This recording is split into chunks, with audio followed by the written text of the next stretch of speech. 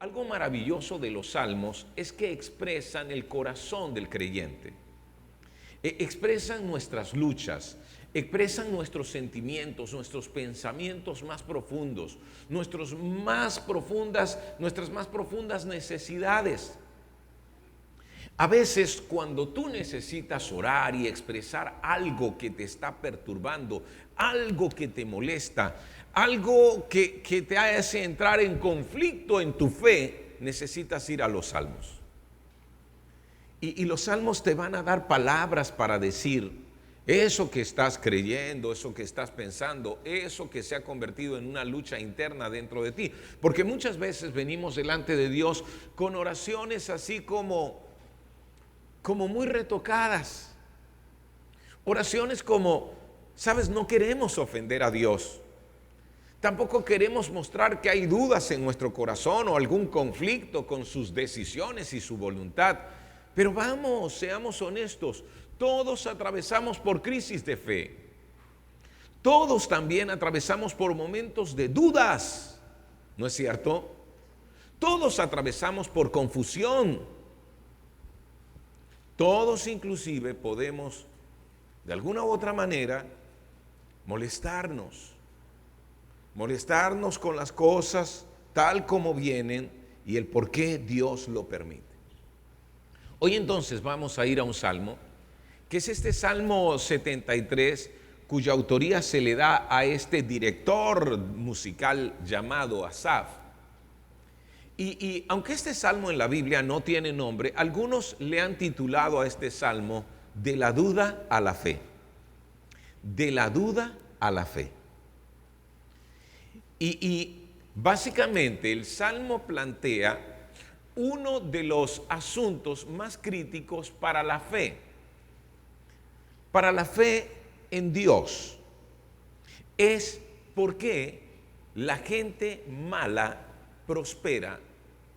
¿Por qué a la gente mala y a quien comete barbaridades que parecen estar completamente en contra de lo que Dios establece, por qué a ellos les va bien? Si Dios es un Dios justo, si Dios es un Dios que está presente, si Dios es un Dios que dirige los destinos de la humanidad, ¿por qué permite tanta maldad?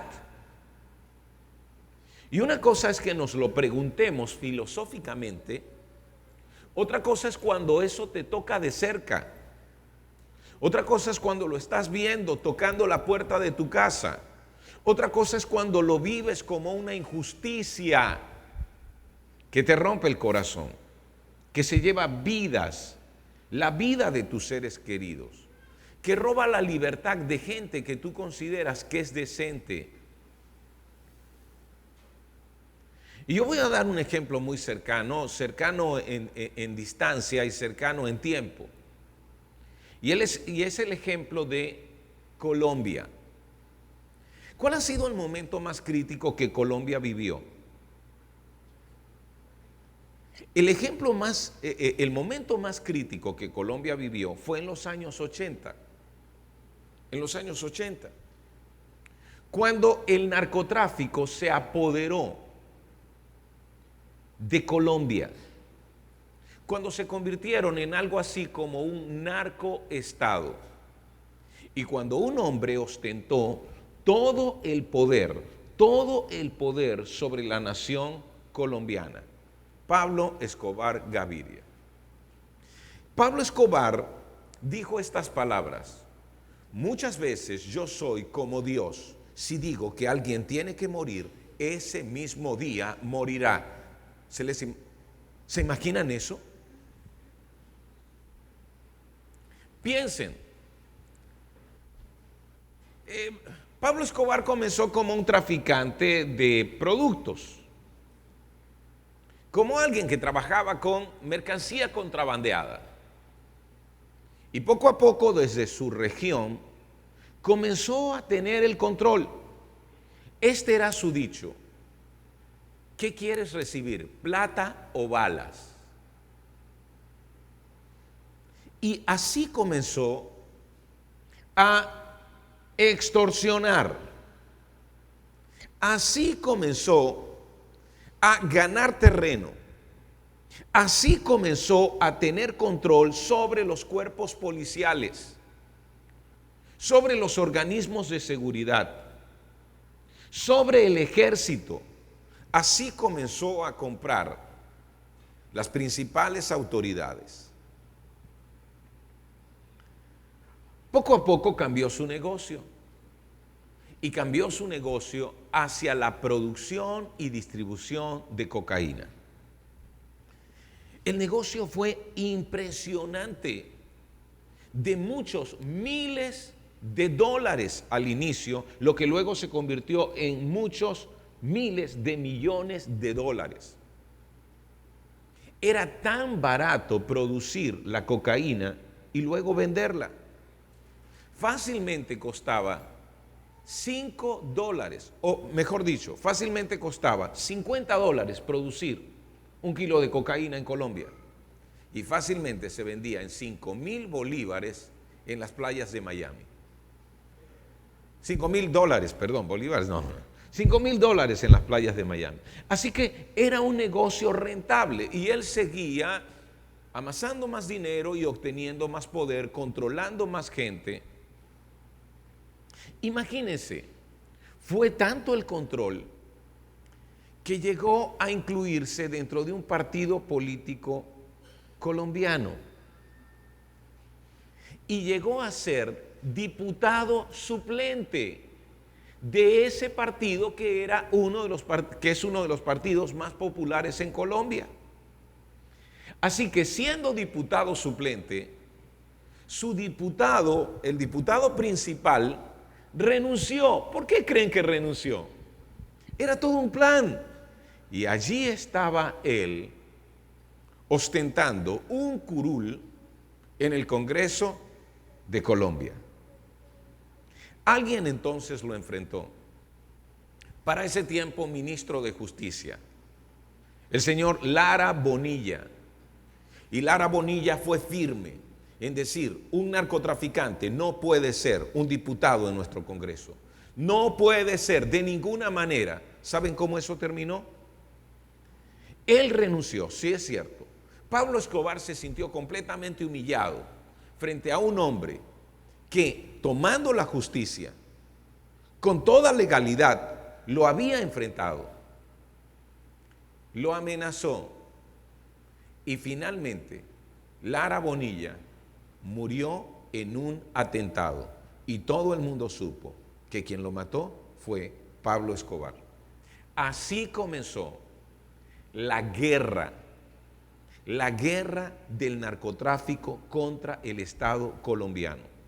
Y cuando tú lees la historia, cuando tú estudias la historia, cuando estudias cada detalle, te llenas de indignación.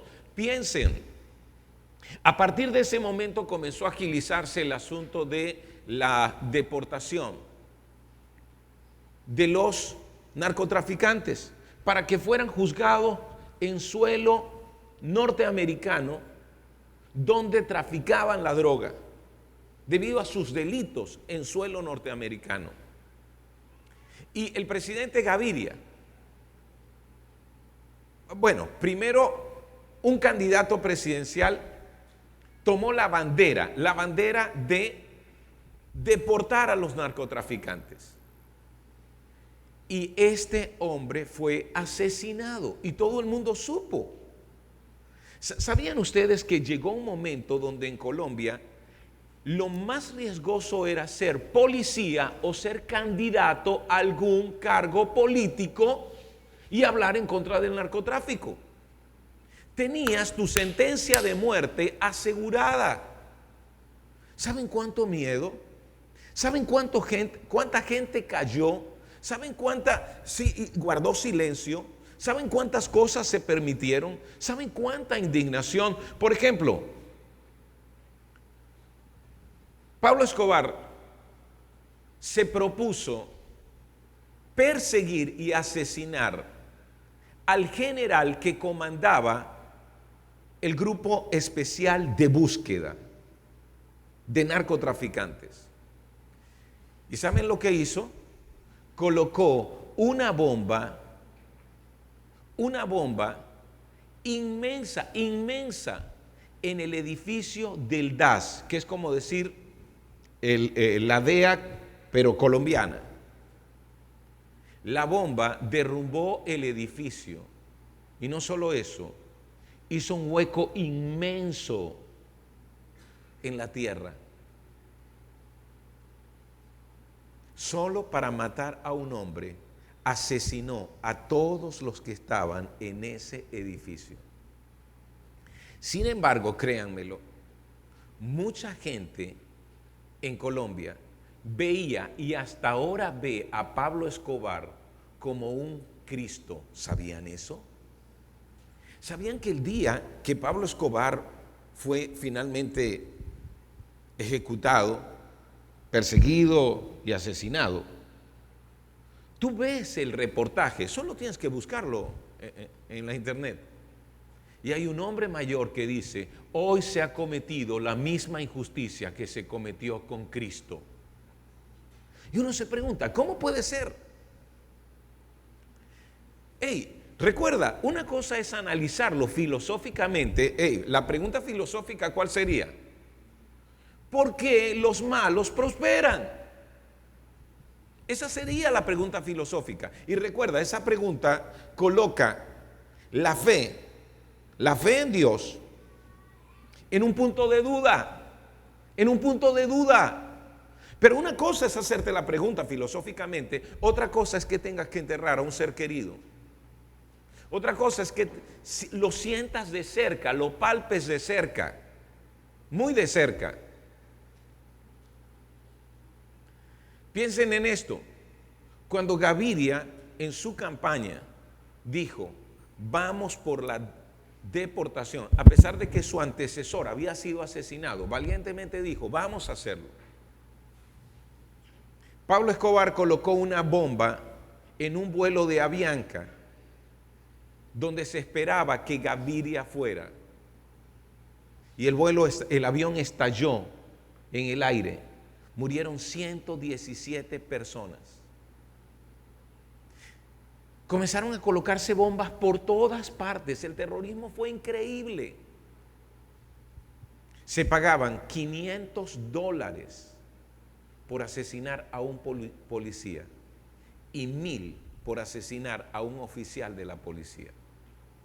¿Qué les parece? Y parecía que nada podía detenerlo. ¿Sabían ustedes que finalmente Gaviria, siendo presidente, aceptó un acuerdo con Pablo Escobar? Y el mismo Pablo Escobar construyó su propia cárcel. ¿Saben cómo se llamaba? La Catedral. Y él mismo diseñó la cárcel, colocó los guardias de seguridad. ¿Se imaginan cómo funcionaba la cárcel? Era en realidad su palacio privado. Si eso te hubiese tocado de cerca, ¿qué hubieses pensado tú? ¿Qué hubieses pensado? ¿Cómo puede ser? ¿Hasta cuándo? ¿Cuándo esto va a parar? Este es el Salmo de Asaf. Vayamos al versículo 1. Comienza así, comienza diciendo: en verdad Dios es bueno con Israel, con los de corazón puro. Quiero que tomes muy en cuenta esta expresión del versículo 1. En verdad Dios es bueno con Israel, con los de corazón puro. Toma en cuenta eso. Porque antes de que él comience a hablar acerca de su duda, hablar acerca de su conflicto, hablar acerca de la tentación en la que estuvo, de renunciar a su fe, Asaf lo que dice es: este es el principio. Este es el principio. Y voy a decirte, siempre que enfrentas una tentación, tienes que aferrarte a un principio de fe. Tienes que aferrarte a un principio de fe. Vemos en la Biblia que los hombres que fueron tentados se aferraron a un principio de fe para poder enfrentar la tentación. Y en este caso, Asaf dice, comienza su salmo, comienza su canción diciendo: en verdad Dios es bueno con Israel, con los de corazón puro. Él está diciendo: vas a ser tentado como yo he sido tentado. Vas a atravesar por un conflicto de fe. Vas a atravesar por momentos de duda. Pero recuerda esto, Dios es bueno cuando tú guardas tu corazón en pureza.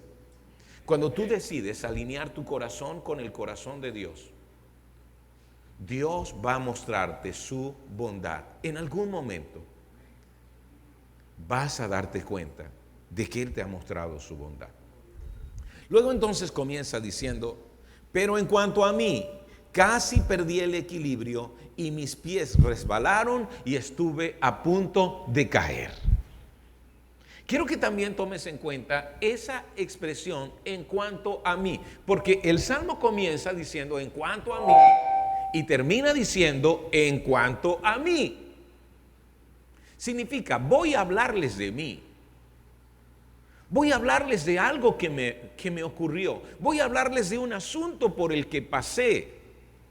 No voy a hablarles de la pregunta filosófica, voy a hablarles de mi experiencia.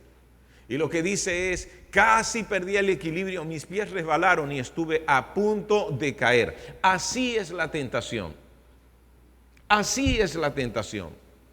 La tentación es una invitación a dar la espalda a tu fe, a dar la espalda a Dios, a hacerlo a tu manera. Versículo 3, porque envidiaba a los orgullosos cuando los veía prosperar a pesar de su maldad. Así que él va al centro del problema. ¿Cuál es el centro del problema? La tentación es el problema, pero ¿cuál es la raíz del problema? La envidia. La raíz del problema es la envidia. Y ustedes se van a dar cuenta a través de todo el Salmo que aquí hay un asunto de comparación constante. Él se está comparando con otros. Quiero hacerte una pregunta. ¿Cuántas veces te sorprendes a ti mismo comparándote con los demás? Seamos honestos. ¿Sabes? Si alguien te pregunta, ¿tienes problemas con la envidia? ¿Cuál sería tu respuesta automática? A ver, dame tu respuesta automática. No, de ninguna manera, ¿no es cierto? Pero ¿será eso cierto? Si analizas tus pensamientos, si prestas atención a tu mundo interno, sabes que constantemente te comparas con los demás. ¿Cuántos años tengo? ¿Cuánto tiene aquel? ¿Cuánto he logrado? ¿Cuánto ha logrado aquel? ¿Cuánto tengo? ¿Cuánto tiene aquel? ¿Cuánto he crecido? ¿Cuánto ha crecido él? ¿Qué mal me encuentro? ¿Qué bien está él? ¿No es cierto?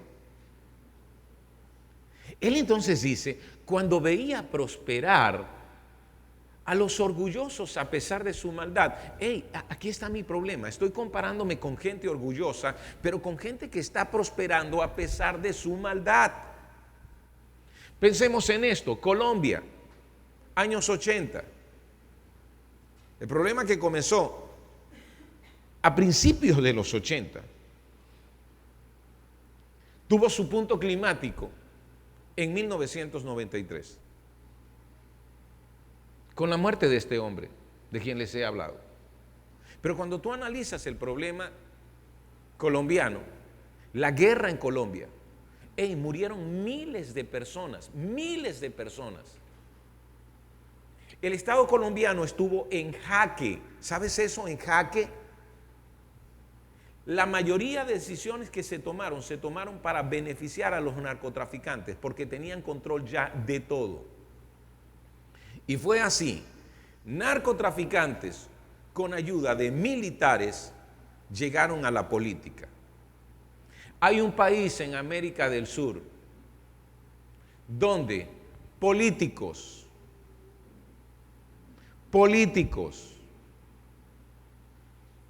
con ayuda de militares están llegando a ser narcotraficantes.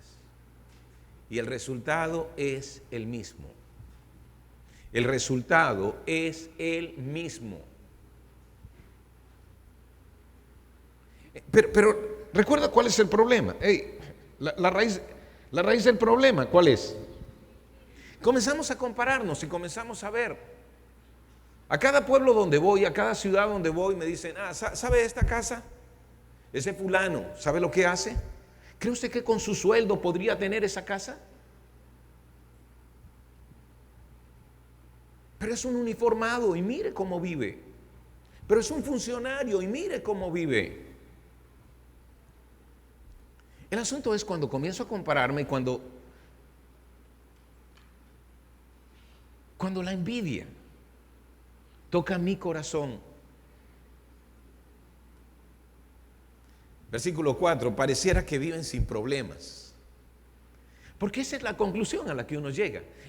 Son personas que están metidas en tanta corrupción, son personas que están involucrados en tanta maldad, pero míralos, pareciera que no tienen, entonces comienza a describir. ¿Por qué parece que viven sin problemas? Bueno, porque tienen un cuerpo tan sano y tan fuerte, versículo 5, no tienen dificultad con otras personas, porque ellos pueden manejar sus dificultades con otras personas. ¿Y cómo las manejan? ¿Cómo las manejan? ¿Cómo manejan sus dificultades? A través del poder, a través del dinero, no están llenos de problemas como los demás. Versículo 6, lucen su orgullo como un collar de piedras preciosas y se visten de crueldad. Entonces el orgullo no es solo que son orgullosos, sino que se lucen del orgullo. Y mira cómo vociferan. Y mira cómo pavonean. Y al que quiera yo meto preso. Y así, entonces uno dice, wow, no puede ser. Se visten de crueldad. Y mira cómo hablan. ¿Recuerdas esa expresión famosa que te acabo de decir? Muchas veces soy como Dios. Cuando digo que alguien va a morir, morirá. ¿No te indigna que alguien diga eso? Es esto lo que describe. Su orgullo es como un collar de piedras preciosas y se visten de crueldad. Versículo 7. Estos gordos ricachones tienen todo lo que su corazón desea. Esta expresión es increíble porque es como si tú y yo estuviésemos hablando, ¿no es cierto? ¿Te das cuenta que los salmos dicen, yo no oraría así? Pero aquí está Asaf diciendo, sí, eso es lo que pienso, esto es lo que siento. ¿Y sabes con quién está hablando? ¿Sabes a quién está dirigida esta canción? A Dios.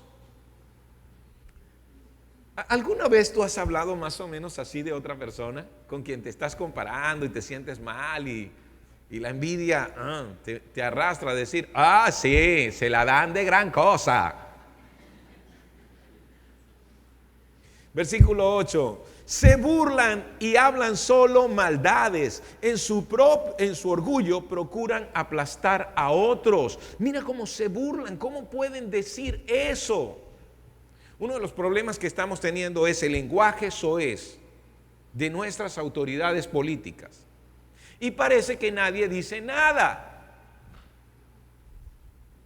Es más, cuando les preguntan a gente dentro de la política que parece ser decente y les dicen, ¿está de acuerdo que una personalidad tan alta hable de esa manera? ¿Cuál es la excusa? Bueno, ese es su estilo. ¿Ese es su estilo? ¿Dirías lo mismo de un papá que va a un preescolar para vociferar groserías delante de su hijo y delante del resto de los niños? Dirías, ese es su estilo. O si fueras docente, tratarías de poner un freno. Señor, por favor, no hable así. Está en presencia de niños. Se burlan y hablan solo maldades. En su orgullo procuran aplastar a otros. Luego el versículo 9, se jactan contra los cielos mismos y sus palabras se pasean presuntuosas por toda la tierra. Y uno lee esto y uno dice, ¿qué significa eso de que se jactan contra los cielos mismos? ¿Sabes qué? Este hombre de poder, ese hombre que a pesar de su maldad controla todo, opina cosas acerca del cielo. Porque hasta teólogos se vuelven. Y dicen, bueno, Yo creo que Dios es así. Yo creo que Dios es asao. Yo creo que fulano también es Cristo. Y yo creo que, y uno dice, hey, ¿sabes qué están haciendo? Se están jactando contra los cielos mismos. Es como si ellos pensaran, al fin y al cabo yo tengo tanto poder que yo puedo decidir lo que ocurre allá arriba. Sus palabras se pasean presuntuosas por toda la tierra. Todos los escuchan y parecen que nadie pudiera hacer nada. Así que mientras te comparas, recuerda, cuando te comparas y quieres estar en el mismo lugar de ellos, si yo también tuviera eso, yo también merezco eso, en un sentido de merecimiento, yo también merezco eso. Mira un problema de los venezolanos. Un venezolano fuera en el exterior me decía, hey, es terrible, ¿qué nos está pasando como nación? Me decía, no puede ser que yo no pueda poner una foto mía con mi hijo pescando, cuando es algo tan natural aquí en donde vivo. Tener una caña de pescar, salir en un bote, ir a pescar con tu hijo. Puse una foto de eso y mucha gente comenzó a opinar, pero ¿sabes cómo opinaba? Criticándome. Ay, sí, te la das de gran cosa. Ay, sí, porque ahora sí tienes. Ay, sí. Y él decía, ¿por qué? ¿Cómo te lo explicas? ¿Cómo te explicas que no soportemos este tipo de cosas? Vamos, dime, ¿cómo te lo explicas? ¿Sabes cómo me lo explico? Envidia. Alguien dijo, la envidia no es la sana aspiración de crecer como otro ha crecido sanamente. La envidia comienza por el deseo intenso de que el otro esté tan abajo como yo me siento. Comienza así, de que otros estén tan mal como yo me siento, pero luego se va a crecer como el hombre corrupto crece. Mira cómo comienza, mira cómo termina. Versículo 10. Entonces la gente se desanima y se confunde al tragarse todas esas palabras. ¿De qué está hablando Asaf? Está hablando de la pérdida de la fe, pérdida de la fe. Hey, mira, yo he visto todo esto, pero entonces también veo que la gente pierde la fe.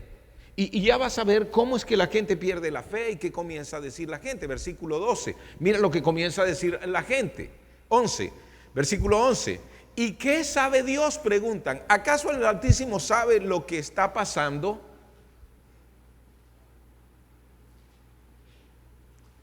Es este planteamiento. Si Dios existe, ¿por qué permite que estas cosas pasen? Si Dios es justo, ¿por qué lo deja? Si Dios realmente está sobre todo, ¿por qué no hace nada? ¿Por qué no detiene tanto dolor, tanta injusticia? ¿Por qué? Asaf está diciendo, hey, la gente termina pensando así. Muchos terminan desanimándose de esa manera. Versículo 12, miren a esos perversos. Disfrutan de una vida fácil mientras sus riquezas se multiplican. Sí, comienza la gente a pensar eso. ¿De qué vale vivir una vida recta? ¿De qué vale hacer las cosas correctamente? ¿De qué vale hacer lo que es según lo que Dios establece? Al parecer, vivimos sin Dios. Creemos que Dios existe, pero en realidad Él está atento a lo que está ocurriendo. Si estuviese atento, ¿no debería detener lo que está pasando? Eso que está llenando de pobreza y de dolor, una nación. Y me refiero a una nación porque Asaf está hablando acerca de su propio pueblo, Israel. Versículo 13. ¿Conservé puro mi corazón en vano? Qué tremenda pregunta, ¿no es cierto?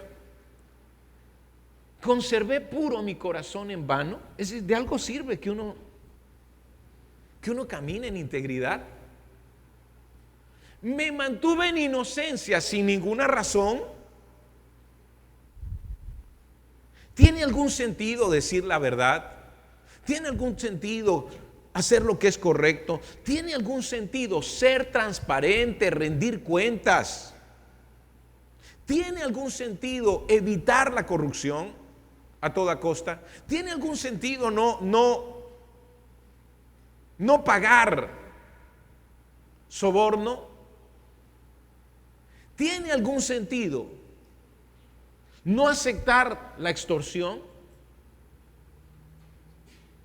¿Tiene algún sentido no aprovecharse del puesto que uno tiene? Si los demás lo están haciendo, si yo no lo hago, otros lo harán. ¿Han escuchado ustedes esa excusa? Es la pregunta que se está haciendo. En todo el día no consigo más que problemas, cada mañana me trae dolor. Recuerda, la pregunta filosófica no te toca tan duro, porque es como que uno lo ve desde afuera y en una posición de análisis. Si Dios es bueno, ¿por qué hay tanta maldad? Si Dios es justo, ¿por qué los malos prosperan? El análisis, el problema es cuando eso toca la puerta de tu casa. Ese es el problema, cuando lo sientes de cerca. Versículo 15, si yo realmente hubiera hablado a otros de esta manera, habría sido un traidor a tu pueblo. Mira, los primeros versículos nos muestran el problema, los primeros versículos nos muestran su conflicto, los primeros versículos nos muestran la tentación, los primeros versículos nos muestran la duda y el conflicto interno. Pero a partir de este versículo comenzamos a ver cómo él maneja la situación. Él dice, hey Señor, yo lo pensé, pero no lo dije. Porque si yo lo hubiese dicho, hubiese hecho daño a mucha gente. Hubiese golpeado la fe de mucha gente. Y es que la verdad, hay cosas que tú piensas, pero no se las vas a decir a tus hijos. ¿No es cierto? Y hay cosas que tú piensas que un segundo pensamiento puede corregir, que un segundo pensamiento puede traer claridad. Pero te voy a decir cómo, porque aquí aparece precisamente de qué manera. Versículo 16, traté de entender por qué los malvados prosperan, pero qué tarea tan difícil. Mira que esto es que una cosa interesante, ¿por qué los malvados prosperan? Él no lo explica, él dice, no. Y todavía nos seguimos preguntando, ¿por qué los malvados prosperan? Todavía nos seguimos preguntando, ¿por qué estos malvados traen tanto dolor, tanta muerte, y aún así siguen prosperando y siguen teniendo más y más poder? Por ejemplo, el conflicto en Siria. ¿Saben cuánto dolor? Estuvimos en una reunión de pastores del mundo tratando de hacer algo en relación con los desplazados de Siria. En realidad nosotros éramos los que menos podíamos hacer, ¿ok? Pero había la historia de un niño de 10 años que huyó de su ciudad después de ver morir a sus padres con su hermanito de 6 en los brazos. Caminó kilómetros y kilómetros.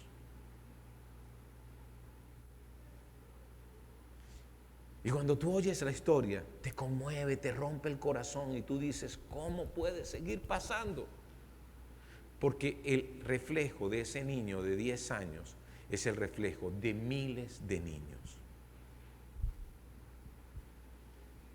Asaf está diciendo, traté de entender Créeme, hay cosas que no vamos a entender. Hay cosas que no tienen explicación para nosotros. La Biblia dice esto: las cosas que Dios revela o muestra pertenecen a los hombres, pertenecen a la gente a quien Él se las da a conocer, pero las cosas secretas pertenecen a Dios. Lo que quiere decir es esto: hay asuntos en esta vida que si nosotros los supiéramos, que si nosotros pudiésemos comprenderlos plenamente, nosotros seríamos Dios, pero no lo somos. Solo Él está en esa posición. Y este asunto, ¿por qué los malvados prosperan?, es un asunto que todavía no tiene respuesta. Créeme, no es fácil responderlo. Yo no puedo explicártelo. Si tú me preguntas, hey, ¿Israel acaso no es un pueblo que Dios estima? Sí. ¿Y cómo es que murieron 6 millones de judíos en la Segunda Guerra Mundial? ¿Cómo es que Hitler aumentó cada vez más y más su poder? ¿Cómo es que logró convencer a millones en el pueblo alemán para que lo siguieran, tanto que le llamaron su Führer? Y estaban obsesionados por su amor y devoción a un hombre tan cruel. ¿Cómo? ¿Cómo fueron fascinados de esa manera? ¿Por qué los malvados prosperan? ¿Sabes? ¿Quieres que te lo explique? ¿Quieres que te diga la razón? No la sé. Y hasta ahora nadie puede entenderlo. Y hasta ahora, desde el punto de vista, cuando uno va a las Escrituras, no hay una explicación. Sin embargo, recuerda, aquí está Asaf diciendo, miren, este fue el problema, pero miren cómo lo manejé. En primer lugar, tuve todas esas dudas y tormentos, pero no lo dije. No lo enseñé. No vociferé. Pero seguía esta duda. Entonces, el versículo 17, entonces entré en tu santuario, oh Dios, y por fin entendí el destino de los perversos. No sé por qué prosperan, pero sé algo: ellos tendrán un destino. No sé por qué lo permites, pero sé algo: ellos tendrán un destino. Porque tú eres Dios justo. Créeme, hay un momento donde la justicia en un país quiebra. Cuando tú ves una justicia quebrada, sabes que eso comienza primero en las altas esferas y va bajando hasta las esferas inferiores. Voy a darles un dato. En 1990, por cada 100 homicidios habían 90 detenciones. No significa que habían 90 casos resueltos, pero por cada 100 homicidios habían 90 detenciones. En el 2009, estoy hablando de Venezuela, en el 2009 por cada 100 homicidios solo se realizaron 9 detenciones. ¿Qué te dice eso? ¿De qué te habla eso? ¿Sabes cuál es la palabra? Dime cuál es la palabra. Impunidad. Y en un país así es económico matar a una persona. Perdona que lo diga de esa manera. Es horrible lo que estoy diciendo. Pero cuando ves así, sabes, ¿cómo llegamos a esto? ¿Cómo llegamos a este nivel? Uno sabe que comenzó en las altas esferas y va bajando progresivamente hasta nuestras calles.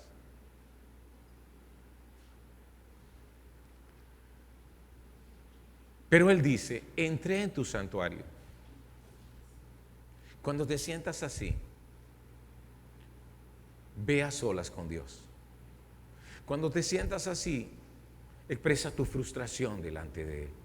Cuando te sientas así, llora en su presencia. Cuando te sientas así,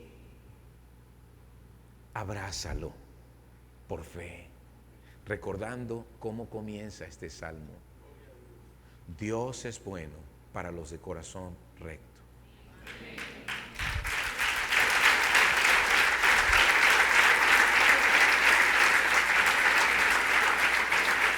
Versículo 18. En verdad los pones en un camino resbaladizo y haces que se deslicen por el precipicio hacia su ruina. ¿Sabes? Esta explicación es como un juez que comienza a revisar pruebas. O mejor dicho, como un abogado que comienza a reunir pruebas. Lo que Asaf está diciendo, tú eres como ese abogado que comienza a reunir pruebas antes de juzgar. Entonces es como si tú les permitieras avanzar, prosperar en su maldad, hacer lo que les viene en gana, solo para que luego no puedan defenderse, no tengan excusas ante tu juicio.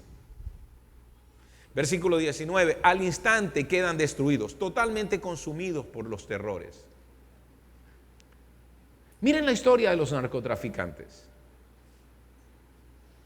¿Cómo terminan?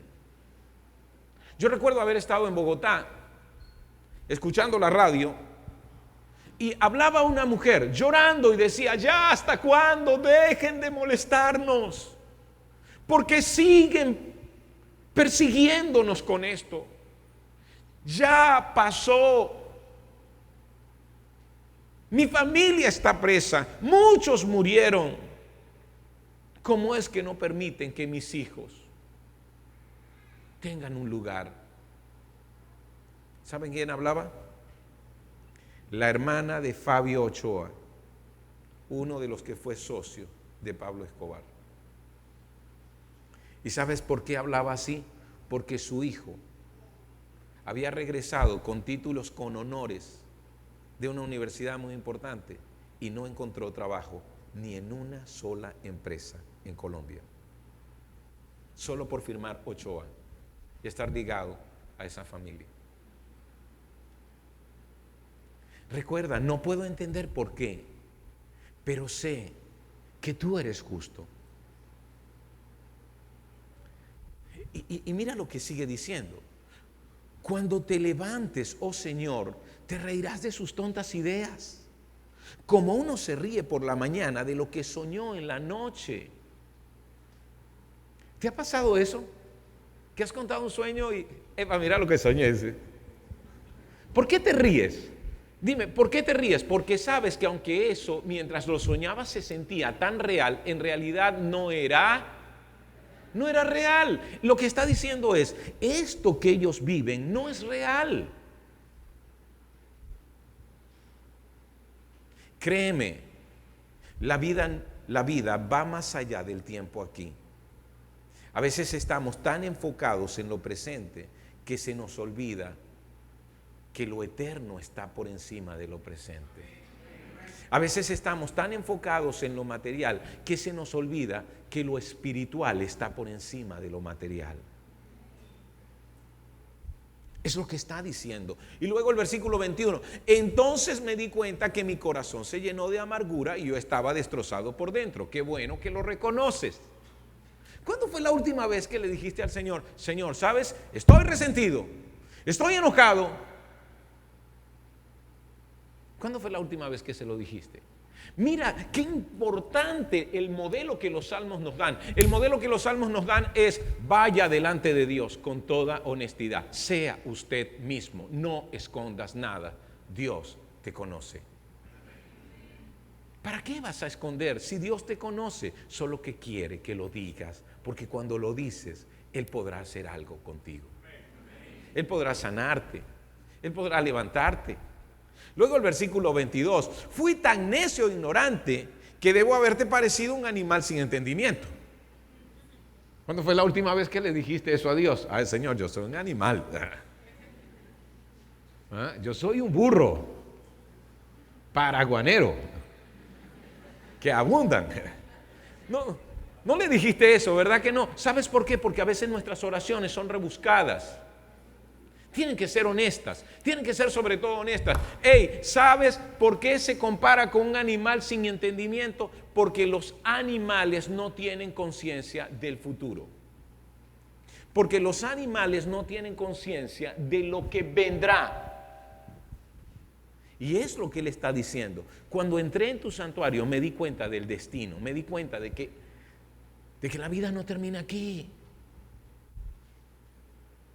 de que no es solo lo presente, de que hay una eternidad, de que la historia que estoy viendo no es la historia total. La última palabra la tendrás tú.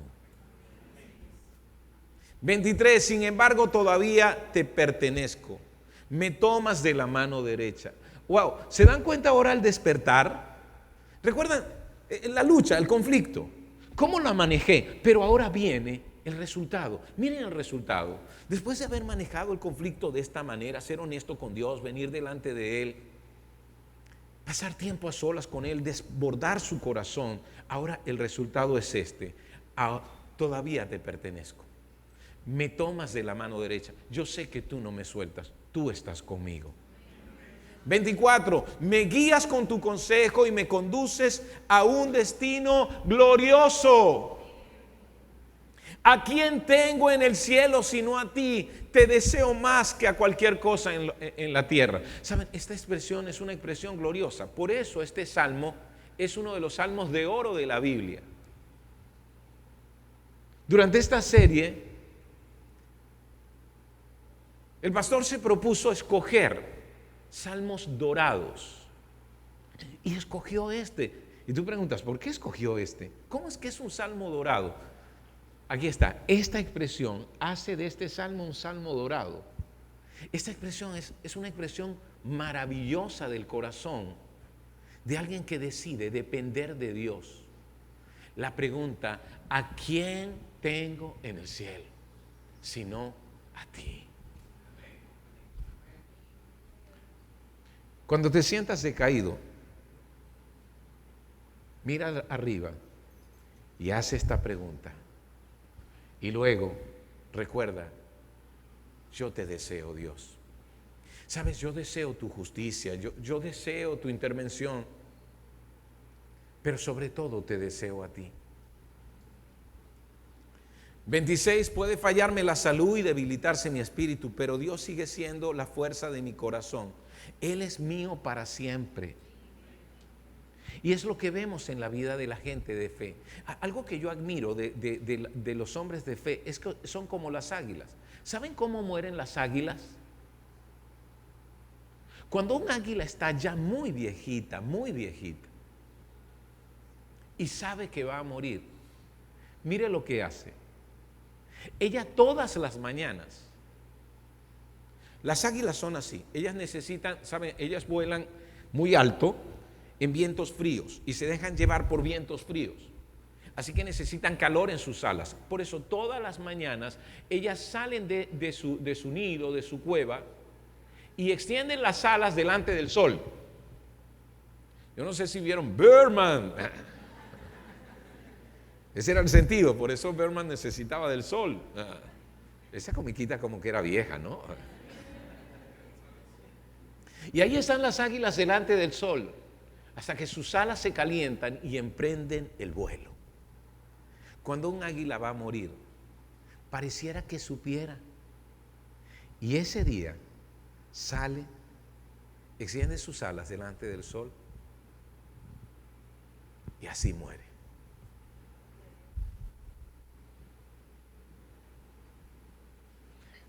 Yo he visto eso en hombres de fe. A pesar de su salud debilitada y de sus quebrantos, como que siguen extendiendo sus alas delante del sol de justicia, esperando en Dios, sabiendo que Él es su fuerza. Y es lo que está expresando Asaf. Los que lo abandonen perecerán, porque tú destruyes a los que se alejan de ti. Y el versículo 28, ¿recuerdan esa expresión? ¿Recuerda que les dije? Así termina. ¿Cómo comenzó el salmo? En cuanto a mí, recuerda, está hablando de Él, está hablando de su corazón. Sabes, Dios quiere que le hables a Él. Hay una canción que dice, tan cerca de ti, tan cerca de ti, que hasta lo puedes tocar. Jesús está aquí. Dice, no busques a Cristo en lo alto, ni tampoco en la oscuridad. Búscale allí, en tu corazón. Hazle tu refugio espiritual. Míralo a tu lado caminando y moviéndose entre la multitud. Muchos no lo ven porque ciegos van, ciegos de ceguera espiritual. Tan cerca de ti, tan cerca de mí, que hasta lo puedo tocar. Jesús está aquí. Y dice, háblale si quieres al oído. Cuéntale las cosas que hay en ti, que solo a Él le interesarán. Él es más que un amigo para ti. Los salmos nos dicen, haz eso. Háblale a Dios al oído, dile lo que está en tu corazón. Vamos, no intentes ocultar nada. Aún tus envidias, aún tus dudas. En cuanto a mí, qué bueno es estar cerca de Dios.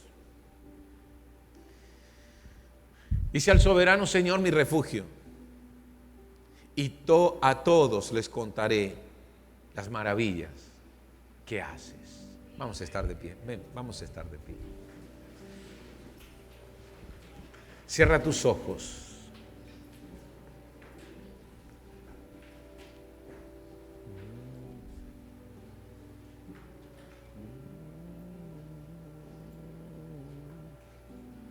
Tan cerca de ti, tan cerca de mí, que hasta le puedo tocar. Jesús está aquí. No busques a Cristo en lo alto, ni tampoco en la oscuridad. Búscale allí en tu corazón. Haz de él un refugio espiritual. Háblale si quieres al oído, cuéntale las cosas que hay en ti, que solo a Él le interesarán. Él es más que amigo para ti, tan cerca de ti. Tan cerca de mí, que hasta le puedo tocar. Jesús está aquí. Gracias, Señor, por estar a nuestro lado. Señor, hay cosas que no podemos comprender. Señor, a veces nuestro corazón se impacienta. Señor, a veces la envidia nos mueve. Tú sabes cuántas veces nos comparamos con otros, sintiéndonos insatisfechos al ver lo que tenemos y otros tienen, al ver lo que sufrimos o pasamos y otros viven y disfrutan. Y nos preguntamos, Señor, ¿vale la pena seguir el camino de la decencia, de la honradez, de la rectitud, de la integridad? ¿Vale la pena? A veces estamos como Asaf y su salmo. Pero, Señor, estaremos a solas contigo. Porque aunque no podemos comprender por qué, si eres un Dios justo, hay tanta maldad en la tierra y tanto sufre. Cuando entramos a tu presencia, cuando pasamos tiempo a solas contigo, podemos recordar que la historia no ha terminado, que lo que vivimos no es el final de la historia, que la última palabra la tienes tú, que el mundo no es solo lo presente, que hay una victoria eterna. Señor, así que cuando nuestro corazón esté sediento de justicia, cuando nuestro corazón esté hambriento de justicia, vendremos a ti para recordar que tú eres bueno y que eres un Dios justo y que el final de la historia ya está escrito. El final de la historia está en tus manos. Señor y Dios, ayúdame a ver más allá del tiempo presente y ayúdame a recordar que estás a mi lado, que caminas conmigo, que me llenas de fortaleza y aunque no tenga las riquezas que otros tienen, tú eres mi gran tesoro, tú eres mi gran riqueza. Gracias, Señor, por lo que harás en mi vida. Amén y amén. Hey, Dios les bendiga.